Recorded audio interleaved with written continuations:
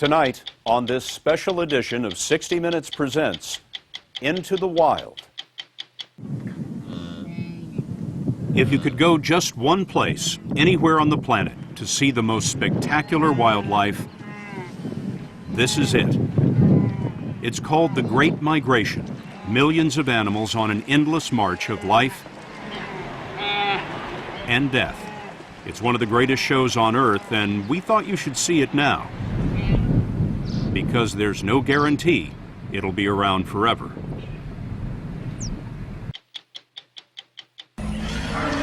Elephants communicate in a complicated, sophisticated language that scientists are trying to decipher and compile into the world's first elephant dictionary.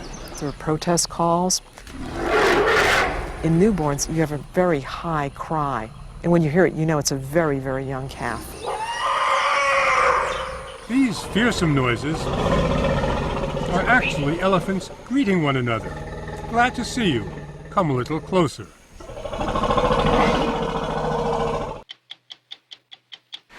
What do you love about them? Just everything. We share more than 98% of our DNA with chimpanzees, and Jane Goodall was the first to understand that we share much more than that with them. It was obvious watching them that they could be happy and sad. And then the communication signals, kissing, embracing, holding hands, shaking the fist, swaggering. They're just like us.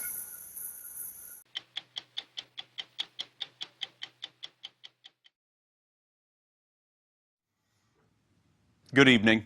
I'm Scott Pelley. Welcome to 60 Minutes Presents. Over the last several years, we've had some great adventures into the wild, and tonight we're going to bring you along on some of our favorite trips. We begin with the Great Migration. If you could go just one place, anywhere on the planet, to see the most spectacular wildlife, you'd want to head east to catch a sight that comes around every year, but only for a short time. Millions of animals on an endless march of life and death and rebirth. We'll save most of the superlatives for the pictures because you might agree this is one of the greatest shows on Earth. And we thought you should see it again now because there's no guarantee it'll be around forever. There was a time when epic migrations were common. Millions of buffalo in North America, for example. But today, to see what that must have been like, you have to travel to East Africa. Here in late summer, more than 1 million wildebeest cross the volcanic plain of the Masai Mara in Kenya, pushing through one of the most awe-inspiring wildlife habitats on Earth. Nearly everything Africa has to offer, all in one place.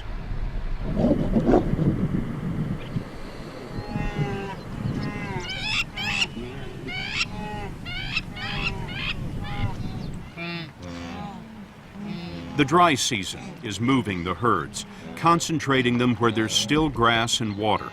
It's a march of 350 miles up from the Serengeti National Park in Tanzania to the Masai Mara National Reserve in Kenya and back again. Wildebeest calves, when they're born. American scientist Robin Reed was hooked the very first time she saw it as a student. She's on the faculty at Colorado State University and has spent decades studying the animals and the Maasai people who share the land with the Mara migration. We don't have migrations anymore this large. So this is the only one that stands by itself that is this large. Now, if you're talking about butterflies or you're talking about birds, you're talking about, smaller animals, absolutely, you easily get up into these kinds of numbers. But as far as big animals, that are walking long distance, this is the one. This is the last one on Earth. Yes, the last one on Earth that is this large. Wildebeest is Dutch for wild beast, which may refer more to its appearance than any ferocity. It's a relative of the antelope, but it's unlike anything you've ever seen. They call lions regal and elephants majestic. I wonder what you'd call a wildebeest.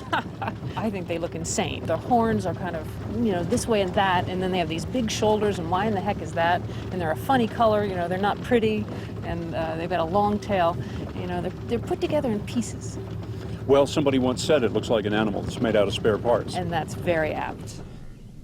Along with the wildebeest, there are hundreds of thousands of zebra, nearly 500,000 gazelles, and all of them crossing the territory of predators, including lion, hyena,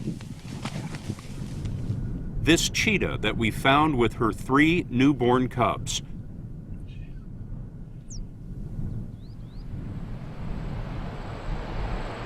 and the biggest predator of them all, crocodiles that patrol the Mara River, which cuts right through the migration route. This is easily the most dramatic point in the entire year-long migration.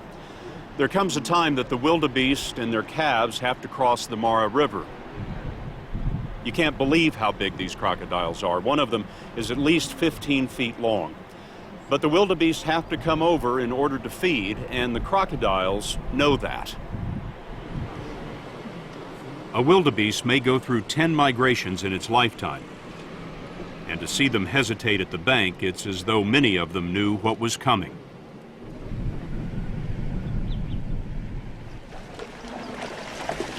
First, 2 wildebeest scramble across. The next group takes the plunge right into the waiting crocs.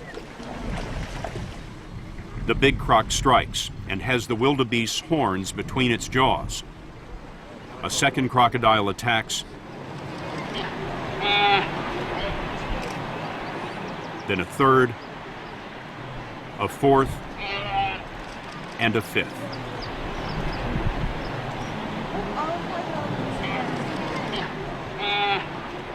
Now it's a struggle to find enough water to pull the wildebeest down to drown.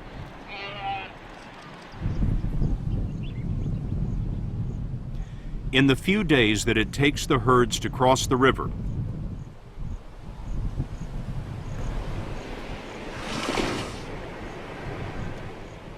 the crocs will bring down enough food to last for months.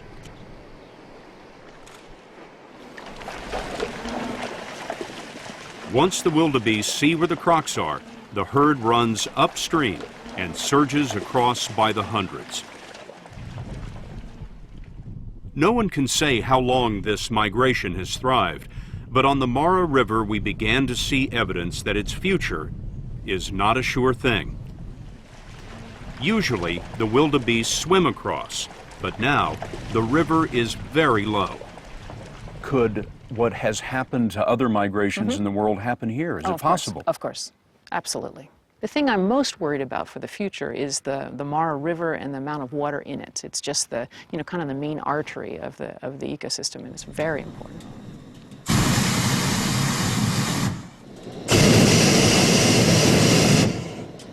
This is that artery that Robin Reed is talking about, and the best way to see it is from the air. The Mara River rises in a place called the Mau Forest, and it meanders about 250 miles or so down to Lake Victoria. The Maasai tell us that there is less water in the river now than at any time they can remember. If the Mara River went away, what impact would it have on all this? We're not absolutely sure, but in the dry season, it's the only thing that flows. And so if that water went away, then the wildebeest population would collapse. Collapse? Yes. What do you mean by collapse? I don't actually know if there would be very many left, actually. Not just the wildebeest, it would be many of the other species that require water. You would lose hundreds of thousands of these animals? Absolutely, absolutely. In fact, the estimates are, and this is a guess, is that if the river were to dry up completely, okay, in the very first week after it dried up, we'd lose about 400,000 animals that would die. In a week? In a week, yes. And, maybe that's an overestimate, but even if it's in a month, that's a lot.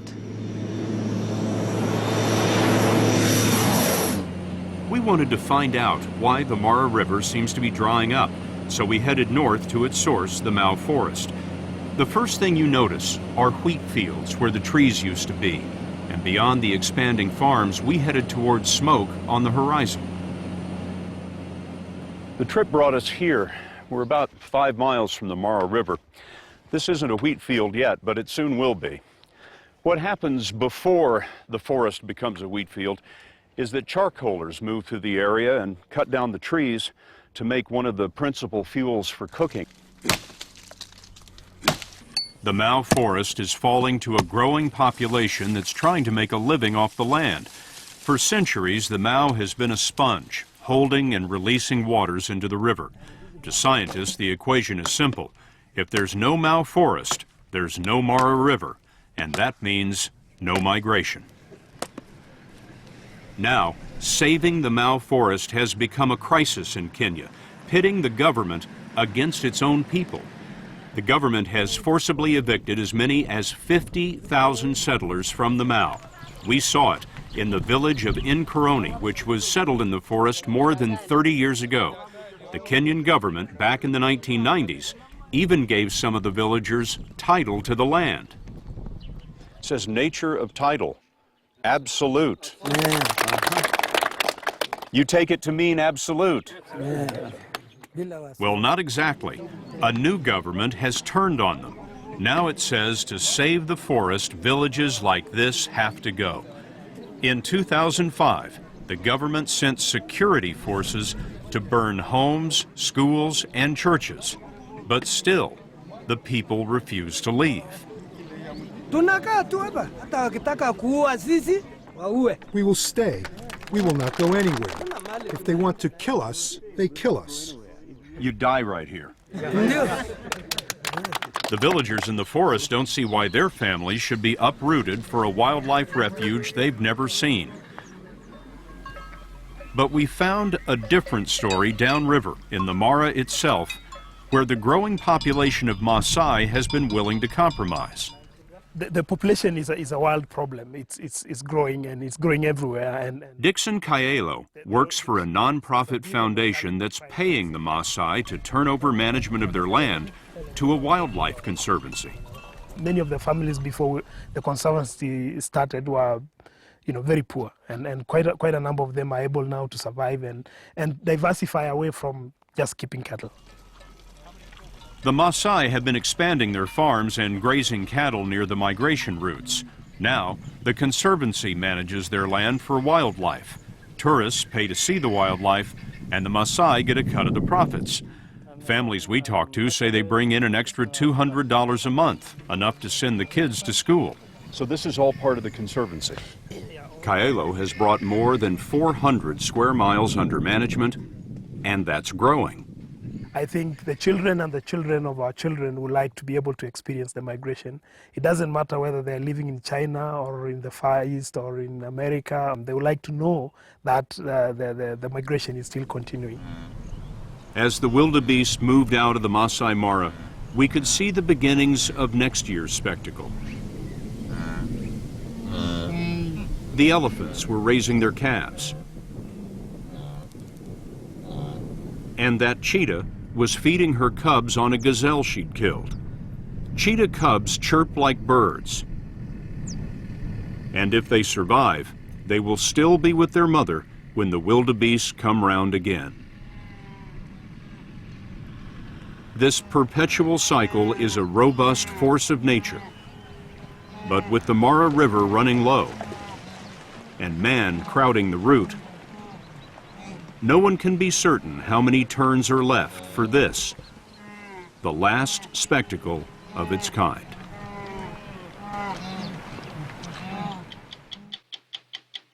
We'll be back in a moment with the secret language of elephants.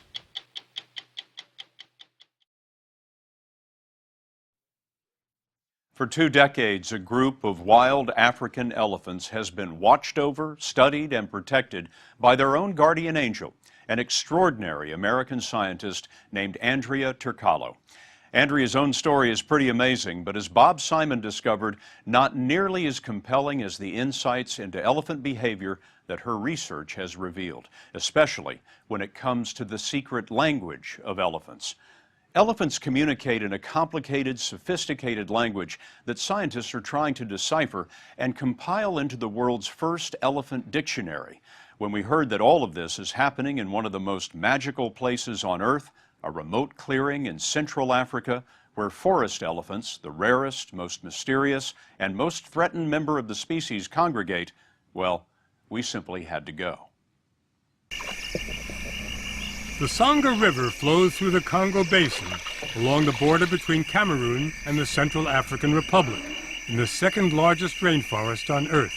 This remote corner of the world is the place Andrea Turcalo, a field biologist from Taunton, Massachusetts, has called home for nearly 2 decades. Andrea lives in a compound that she and a group of pygmies built from scratch. The pygmies help her run the place.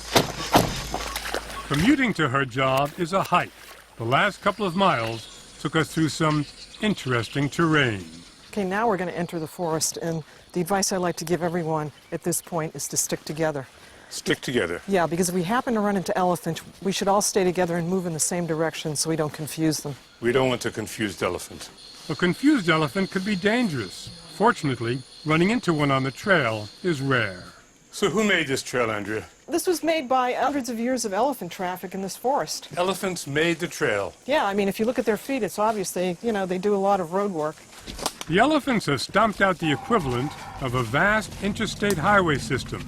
It took us past giant teak trees through a thick primordial forest.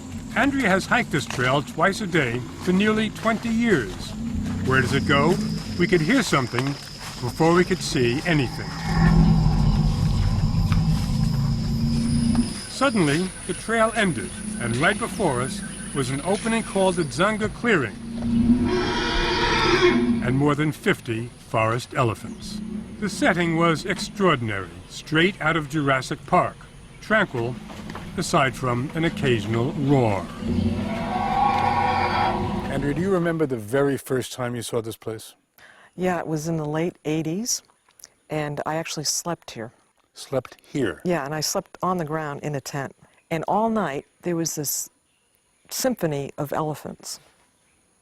And when I woke in the morning, it was like I had landed in paradise. The clearing is a watering hole, a spa, and a sanctuary, a place where elephants take their time, the measured, graceful pace of the largest land animal on Earth. They come to the clearing for the minerals, which they can't seem to get enough of. It's a place where elephants play. These elephants are playing sort of amateur wrestling for pachyderms. Nobody gets hurt. Kids fall and get up, the way kids do. This elephant is giving himself a massage, a tree massage. Here's one trying to hide unsuccessfully. All this and so much more observed by Andrea and others day after day. It's been now 19 years that I've been observing this particular population of elephants. Very long time. Yeah, it is a long time, but it takes a long time to know elephants. When Andrea first came here, she knew almost nothing about forest elephants. Today, she's the world's leading expert on them. From an observation deck on the edge of the clearing, she collects scientific data for Cornell University and the Wildlife Conservation Society. She watches elephants almost every day for hours, counting their numbers, monitoring their health, and observing their social behavior. What are the basic differences between the boys and the girls? Females and their young stay together for longer periods of time.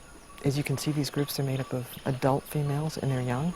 And bulls tend to leave their groups early and be solitary. But they occasionally meet up with their families and speak to each other. But the boys go off on their own and just sort of drop by now and then? Yeah, they like adventure. They don't like the group life. Are there other ways in which elephants are like us? The females tend to like to be courted by older, experienced males. Uh-huh, they don't like the young ones. No, the young ones want to get to the point too quickly. Now, what are they making noise about right now? That's the Penelope family, and it's their way of saying hello. Andrea knows it's the Penelope family because she named them, and nearly 1,000 other elephants. She also recognizes them by their voices. Voices researchers are trying to translate into what could someday become an elephant dictionary. I find this elephant dictionary you're compiling exceedingly fascinating. I mean, how large a dictionary will it be? We don't know. We have to really know a lot more about the behavior of these animals to sort of sort out these different vocalizations and what they mean. Andrea's expertise brought her to the attention of Cornell University, Peter Regg, a behavioral biologist from Cornell, says the dictionary is still in its early stages. We're in kindergarten. We're just learning the very first few words. And Andrea is going to help us put those words together. And you say we're in kindergarten now. Yes. Are we in the process of compiling a child's dictionary? Even an infant's dictionary. It's a very, very complex process because we can't ask the elephant, what did you just say? But they can match elephant sounds with behavior they can see and classify those sounds into distinct categories. Can you tell me what some of them are? Well, there's these low-frequency rumbles. It sounds like a big cat purring, and those are the vocalizations that help keep groups in contact with each other. There are protest calls. In newborns, you have a particularly high cry, and when you hear it, you know it's a very, very young calf. And some of these big bulls, when they go into must, which is this sexual state, they make a special rumble, which is very low and very pulsating. Most days, Andrea works into the evenings, compiling data and exchanging information with researchers back in the U.S. via the internet, which she also uses to stay in touch with home. This is NPR Worldwide from Washington. The archive of elephant behavior and sound she's created is amazing and surprising. These fearsome noises are actually elephants greeting one another. Glad to see you. Come a little closer. These are sounds of annoyance. The big bulls are telling the youngsters to hit the road. Back in 2000, Andrea filmed the death of a baby and the traumatized cries of the other elephants. These elephants kept poking the body over and over, frantically trying to coax the baby back to life. Then, the elephants formed a procession that filed past the body. They'd feel it, or they'd smell it, and then they'd vocalize. It was like a funeral procession that went on 3 or 4 days. Must have been an amazing sight. They seem to recognize death, and it upsets them. It sort of brought home how emotional these animals are. But it turns out that these vocalizations are just a small fraction of the sounds elephants make. Until a few years ago, scientists had no idea that most of what elephants are saying can't be heard by the human ear. The base of their vocalization is infrasonic. In other words, the frequency on which their call is built is below what we can hear. The elephants use those low sounds to find one another in the dense forests where they spend most of their time. Elephants are using very low frequencies which travel far. How far? At least 2 or 3 kilometers. No kidding, more than a mile. Yes. An elephant standing here can communicate with sound with an elephant more than a mile away. Yes.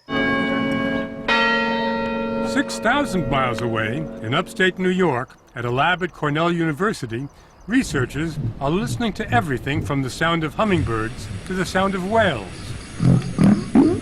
The Elephant Listening Project grew out of an accidental discovery made by its founder, Katie Payne, one of the world's leading experts on elephant communication. I love animals, right? So I went to the zoo. The elephant cage. Elephant cage. And I began to realize that I was feeling a throbbing in my ears and in the air that I couldn't really explain. And I said, you know, do you suppose elephants are making sounds below the pitches that I can hear?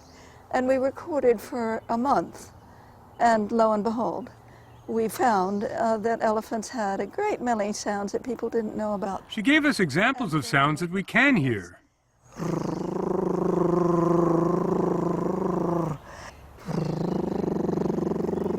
Sound which I interpret generally as everything is in order. Everything's okay with the world. Everything's okay. But then how do you discover the meaning of these sounds? You just watch and watch and watch and record and record and record and keep the two together. Which brings us back to Andrea. Once or twice a year, she visits Cornell with her latest recordings. And you're giving them the material with which they work? Yes, this is a scene we filmed on the 1st of May, the first birth we witnessed in 19 years. Oh, they're 2 females. After oohing and eyeing over the new baby, as anyone would, the scientists get down to the business of figuring out what the elephant sounds mean. I'm betting It's like that a these two celebration. calls are the same individual. Figuring out which elephant is talking, where it's located, and what it's saying has been a big challenge. Researchers initially strung 9 acoustic recording devices around the clearing. As the sound reached each recorder at a different time, they could pinpoint the location of the speaking elephant.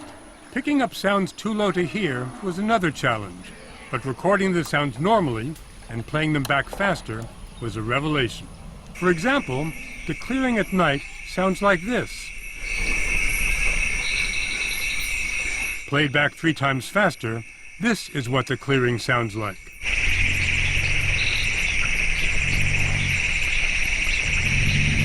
You can hear the elephant's rumbling calls.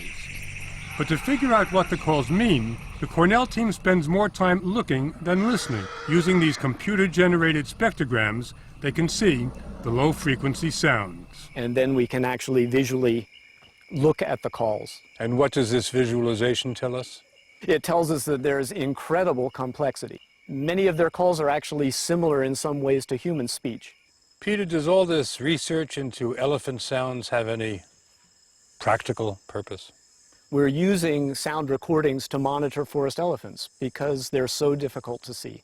And this becomes more and more critical because their population is threatened. So knowing where the animals are gives us a way to begin attacking what has to be preserved or where do we need to put more protection. Protection because poaching has become almost epidemic. It's estimated that annually 10% of Dzanga's elephants are killed for their ivory. Andrea works closely with Dzanga's armed guards, but so far their efforts have not stopped the slaughter. Do you see it as your personal responsibility to protect the elephants here? I've made it my personal responsibility. For me, if I've been given this great privilege to study this particular population of elephants, I think my priority is to protect them. Otherwise, I have no right to study them. Excuse me? We have a vocalization. That's a protest. A protest? That's somebody who's probably being refused something by its mother. Baby elephants protest in a rather loud fashion, don't they? Yeah, they're just like little bratty children. Andrea believes if she weren't here, the clearing would become a killing field. It's clear that, in a very pragmatic sense, you are saving the elephants. But in another sense, they've saved me. I have something very important in my life to do, and I think a lot of people don't get to do that. Andrea plans to stay here at least another 15 years, and as night falls over her clearing and fishermen float gently down the Sangha, you can hear the crickets. What you can't hear are the elephants, but that doesn't mean they aren't talking.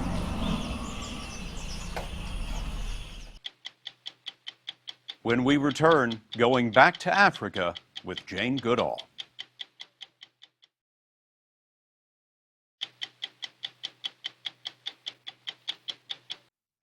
Humans share more than 98% of the same DNA with chimpanzees, which is probably why there's always been a fascination with them.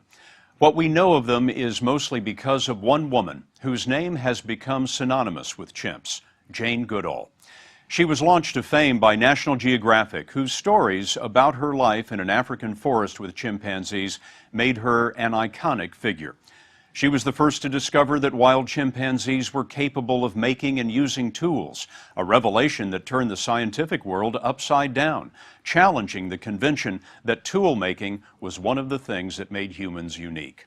50 years later, Jane Goodall considers her role now to be more important than ever, which is why Lara Logan wanted to go back with her to Africa. There's only one way to get to the Gombe forest, by boat. The hills there, which are like a desert now. When I arrived in 1960 in July, those hills were forest. We traveled with her across Lake Tanganyika, the longest lake in the world. And then into the forest which Jane Goodall called home for decades. She first came to Tanzania, to this stretch of tropical forest on the remote eastern shores of the lake, to study chimpanzees when she was 26 years old. a young girl from England with no scientific training, just a notebook and binoculars. How would you describe what it was like 50 years ago? It was a kind of magical place where I never knew each day what I might see or discover. We followed the forest trails for hours, through the towering trees and tangled vines, searching for Jane Goodall's chimpanzees. Then that unmistakable sound that led us right to them. Look at the little baby. And it's pretty amazing, the entire family. Jane instantly recognized her favorite family. 3 generations right there in front of us. She's followed this family for 50 years and gave them the names they're still known by today. What do you love about them? Oh, just everything. This is little Google, nearly 2 years old. He's one of the youngest here. And his mother Gaia, who Jane's known for 17 years. His grandmother is Gremlin. Jane says she's one of the oldest and most gentle chimps in the forest. She's known her since she was born in 1970. Jane. Yeah, I can hear. Who's that? Glitter. 12-year-old Glitter is little Google's aunt. Today, the chimps are so used to humans, they don't mind getting close. But since it's now known that chimps can catch our infectious diseases, we had to keep a safe distance. When Jane arrived here in 1960, she had the opposite problem. At first, the chimps didn't want to come near you. Yes, first they were afraid, then they became belligerent. And then when I wouldn't go away, well, I guess she's okay. They came to trust. That trust allowed Jane to enter the world of these wild animals, and the personal details she spent years documenting today constitute the largest scientific database in the world for this species. It was obvious watching them that they could be happy and sad.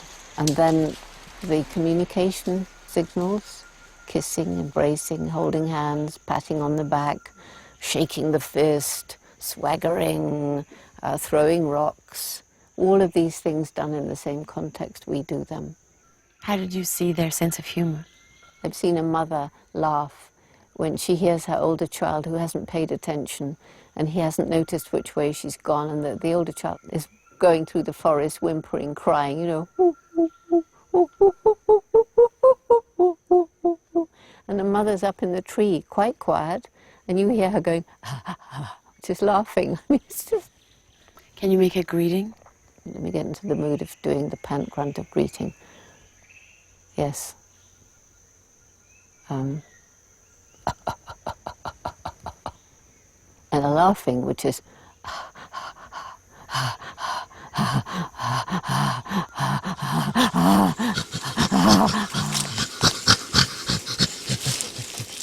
and can get quite loud. It does sound like laughing. Yeah, it does sound like laughing. It is laughing. We spent 12 hours in the forest with Jane Goodall before we witnessed firsthand what made her so famous. Chimpanzees using sticks as tools to fish for termites. Her discovery was initially received with some skepticism. Some of the scientists thought I'd taught them. That would have been quite a dream, especially as I couldn't get near them back then. Would have been very clever. With the discovery came research funding from the National Geographic Society and fame. In 1960, Miss Jane Goodall arrives in Tanzania. Her discoveries here will startle the scientific world, lead to the possible redefinition of the word man.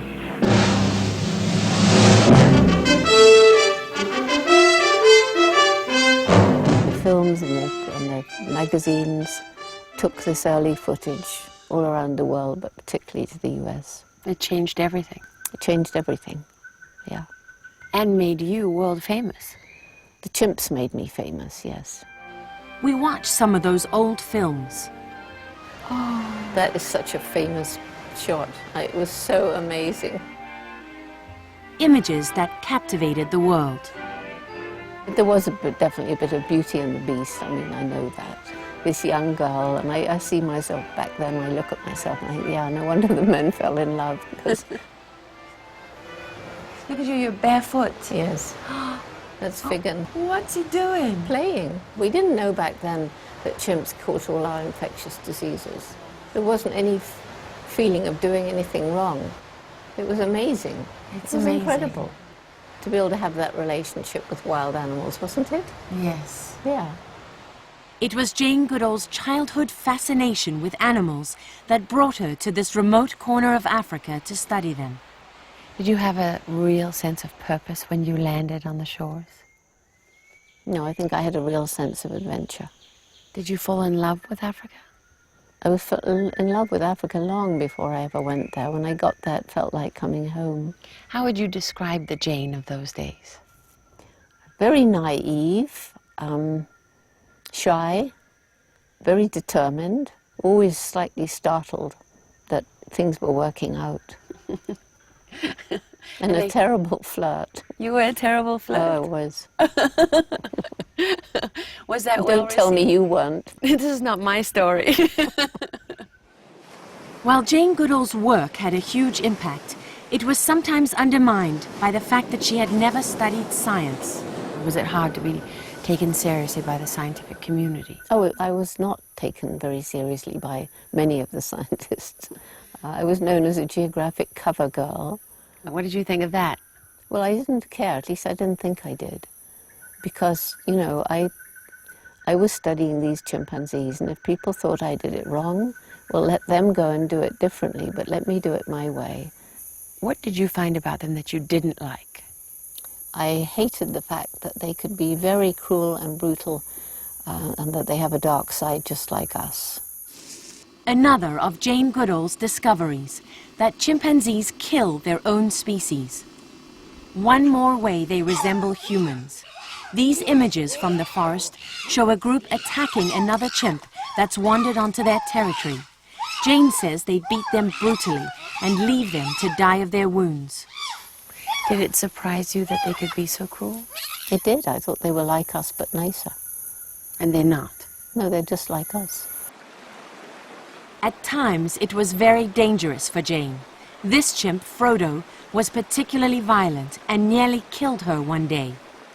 Flipping Well came up and dragged me down, stamped on me. It hurt. He bashed my head onto a rock and it was bleeding. And then he went away and I thought, oh, well, I've survived. And then he came back and did it again. And then he pushed me over the edge. And if there hadn't been some little bushes growing there, I wouldn't be here now, because it was a way big drop. This is Frodo's older brother, Freud. Although he looks menacing, Bill Wallauer, who filmed these pictures, says it's just a show, meant to intimidate. Got somebody. It's a chimp? Yeah. Where? Just through the veg there in the tree. Bill came here to work for the Jane Goodall Institute and lived in the forest for 15 years. Wow, look at those eyes. The Institute carries on Jane's work here through Bill, a team of researchers and scientists who come from all over the world. I mean, don't you get the feeling when you're looking at him and he's looking at you? It's equal minds. That's why you just want to talk to it. You just want to say hi. Jane Goodall says she would still be living in the forest, but she had to leave to try to save the chimpanzees. Their numbers have been falling ever since she arrived here, from over 1 million then to less than 300,000 today. Poaching and loss of habitat have made them an endangered species. At age 76, that keeps Jane Goodall on the road 300 days a year, from the halls of Congress to the stage of a packed rock concert, to a school in Uganda, East Africa. She's constantly raising money and raising awareness. You are so lucky to live near these amazing and wonderful creatures. You should laugh. You should, yeah, that's better. Oh! Protecting chimpanzees is still at the core of Jane Goodall's mission today. She's helped create 4 sanctuaries like this one in Uganda for orphan chimpanzees. And she's inspired 15 more across Africa. To get so close to them, we had to be vaccinated. What are the reasons their mothers are killed? Well, sometimes it's bushmeat. There's still some of the live animal trade going on, which means you shoot the mother to take a baby. How urgent is it to save these creatures? Well, if they weren't here, they'd be dead. As much as Jane loves chimpanzees, there's something about her they seem to love. Is that what a mother chimp would do? No. Only Mama Jane. She liked it. Yes, of course. So would a child. They're so like children. Playful, curious, and very affectionate. For us, it was a final glimpse into Jane's world, the woman who bridged the divide between humans and animals and changed the way we think about them. We're part of the animal kingdom, not separated from it.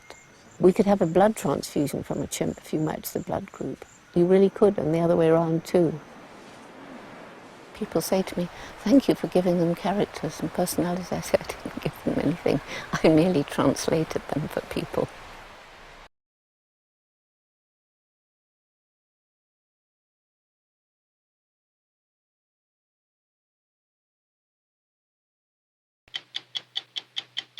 Go to 60minutesovertime.com to hear the story of Bill, the puppy that Lara Logan and the U.S. Marines tried to rescue. Sponsored by Viagra. I'm Scott Pelley. We'll be back next week with a brand new edition of 60 Minutes, and I'll see you tomorrow on the CBS Evening News.